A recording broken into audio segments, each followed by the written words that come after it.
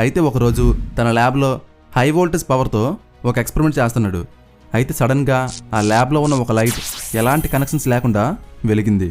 అంటే ఎటువంటి power supply ఇవ్వకుండా, అలాగే ఎలాంటి బ్యాటరీ కనెక్షన్ లేకుండా ఆ లైట్ ఆన్ అయింది. మనమైతే ఏదో భూతం వచ్చిందని భయపడతాం, కానీ తను మాత్రం ఆ లైట్ వెలగడం చూసి చాలా షాక్ అయ్యి అలానే ఉండిపోయాడు.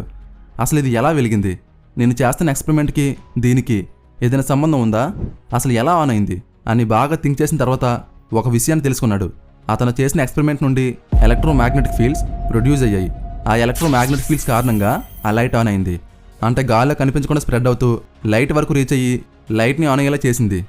సో ఇక్కడే వైర్లెస్ పవర్ అనే ఐడియా స్టార్ట్ అయింది. అయితే ఈ పవర్ ఎంతవరకు రీచ్ అవ్వగలదు అని తెలుసుకోవడం కోసం 1899లో ఒక పెద్ద టెస్లా కాయిల్ని క్రియేట్ చేశాడు.